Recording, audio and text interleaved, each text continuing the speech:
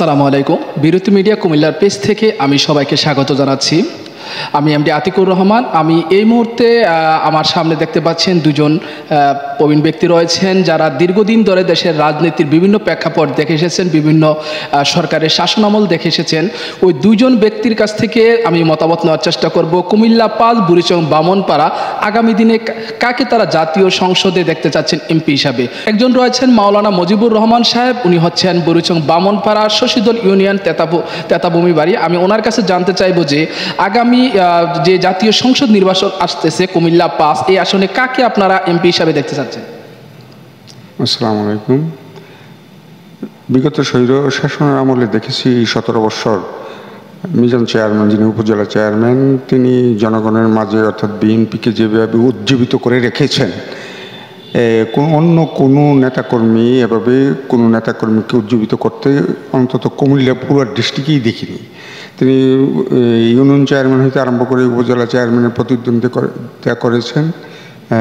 বিগত স্বৈরশাসনের আমলে জনগণ তাকে স্বতঃস্ফূর্তভাবে ভোট দিয়ে আওয়ামী শাসনের বিরুদ্ধে বিএনপিকে ওনাকে চেয়ারম্যান হিসেবে জয়লাভ করেছেন তিনি। তারপরে ওনার মতন এরকম জনপ্রতিনিধি যদি আমরা এমপি হিসাবে সংসদে পাঠাইতে পারি তাহলে আমার জাতিরও বিরাট মঙ্গল হবে, আমি আশা করি। জি ধন্যবাদ। আমরা এই মুহূর্তে জানতে চাইবো, আমাদের সামনে আরেকজন রয়েছেন মোহাম্মদ কামরুল ইসলাম, ওনার বাসা হচ্ছে অর্থাৎ বুড়িচং উপজেলা ভারেল্লা দক্ষিণ। আমি এই মুহূর্তে জানতে চাইবো যে কুমিল্লা ৫ বুড়িচং থেকে আপনি কাকে এমপি হিসাবে দেখতে চাচ্ছেন? জি আসসালামু আলাইকুম।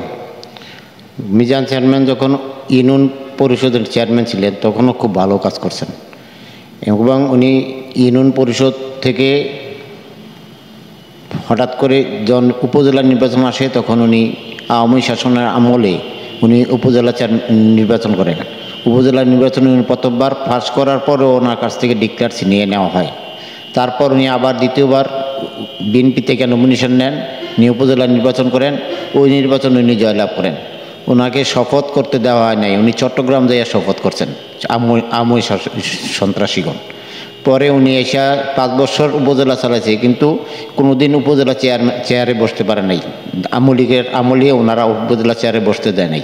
তারপরে উনি উপজেলাটা এত সুন্দর করে চালাইছে, এত সুন্দর কাজ করছে যেটা নজিরবিহীন। তো আমরা আশা করি আগামী সংসদ নির্বাচনে এটি মিজানুর রহমান চেয়ারম্যান যদি এমপি হিসাবে কুমিল্লা ৫ থেকে নির্বাচিত হয় তাহলে আমাদের অনেক উপকার হবে, আমরা অনেক আশাবাদী। আমি আরেকটা বিষয় আপনার কাছে জানতে চাচ্ছিলাম যে অর্থাৎ আওয়ামী শাসন আমলে যখন বিভিন্নভাবে নেতাকর্মীরা নির্যাতিত হয়েছিলেন বিএনপির, তখন কি উনি আপনাদের পাশে ছিলেন কিনা? জি আমাদের পাশেই ছিলেন, উনি সবার সাথেই ছিলেন। আমরা আরেকটা বিষয় জানি যে অর্থাৎ অর্থাৎ 2013 সালে যে হেফাজত ইসলামের ওপরে যে বর্বর হত্যাযজ্ঞ চালানো হয়েছিল, ওই সময় মিজানুর রহমান চেয়ারম্যানের পক্ষ থেকে কী ধরনের প্রতিবাদ ছিল আপনাদেরকে নিয়ে? হ্যাঁ, মিজানুর রহমান চেয়ারম্যানকে নিয়ে আমরা কুমিল্লা বুড়িচং নিমশার এলাকায় আন্দোলন করি এবং কি রোড অবরোধ করি হেফাজতের পক্ষে। 2024 সালে যে ভয়াবহ বন্যা হয়েছিল কুমিল্লা ৫ বুড়িচং এরিয়াতে, তো ওই সময় এটিএম মিজানুর রহমান চেয়ারম্যানের ভূমিকা কী ছিল? ওই সময় ওনার ভূমিকা ছিল, ওনার কতগুলো হোটেল আছে, উনি প্রত্যেকের হোটেল থেকে প্রত্যেকে ত্রাণ দুর্গত এলাকাতে ত্রাণ বিতরণ করতেন এবং কি পাক করে খানা বিতরণ করতেন। আমরা সবাই ওনার সাথে ছিলাম। এখন কি আপনারা আশা করছেন যে উনি যদি নমিনেশন পায় আগামী দিনে আপনাদের খেদমত সঠিকভাবে করতে পারবে? হ্যাঁ, আমরা আশাবাদী উনি নমিনেশন পাইলে আমাদের দুর্গত এলাকায় যত অসুবিধা আছে সবগুলো উনি উঠে ধরবে, উনি ভালো একটা কাজ করবে। আমরা যেটুকু জানি যে বুড়িচং বামনপাড়া কুমিল্লা ৫ এই আসনটি বর্তমানে সবচেয়ে বেশি অবহেলিত আসন। তো এই অবহেলিত আসনে যে চ্যালেঞ্জের মোকাবেলা, সেই চ্যালেঞ্জ কি মিজানুর রহমান চেয়ারম্যান গ্রহণ করতে পারবে? জি, উনি 100 বার গ্রহণ করতে পারবে। তো আপনারা শুনতে পেলেন যে এখানে 2 উপজেলার 2 জন প্রতিনিধির সাথে আমি কথা বলার চেষ্টা করেছি। ওনাদের বক্তব্য হচ্ছে যে আগামী দিনে যদি অর্থাৎ কুমিল্লা ৫ থেকে কোনো সংসদ সদস্যকে নির্বাচিত করতে হয়, এমপি হিসাবে দেখতে হয়, তাহলে এটিএম মিজানুর রহমানকে দেখতে চাচ্ছেন। তার কারণ হচ্ছে ওনার বিগত দিনের অর্থাৎ আওয়ামী শাসন আমলের যেই অত্যাচার, নির্যাতন, নিপীড়ন সহ্য করে যখন বুড়িচং উপজেলা থেকে কেউ নির্বাচনে দাঁড়ানোর সাহস করেনি বিএনপির পক্ষ থেকে, তখনও তিনি কিন্তু কঠিন সাহসে এবং চ্যালেঞ্জের মোকাবেলায় নির্বাচন করে জয়যুক্ত হয়েছিলেন। তাই আবারও এই বুড়িচং বামনপাড়া মানুষের আশা, উনি যদি এমপি হয়ে নির্বাচিত হতে পারেন তাহলে যেই অবহেলিত কুমিল্লা 5 আসনটি রয়েছেন সেই আসনের যেই ধরনের চাহিদা, জনগণের চাওয়া পাওয়া রয়েছে রাস্তাঘাট, শিক্ষা প্রতিষ্ঠানের ক্ষেত্রে সর্বোপরি মিলিয়ে তিনি অসমাপ্ত কাজগুলোকে সমাপ্ত করতে পারবেন।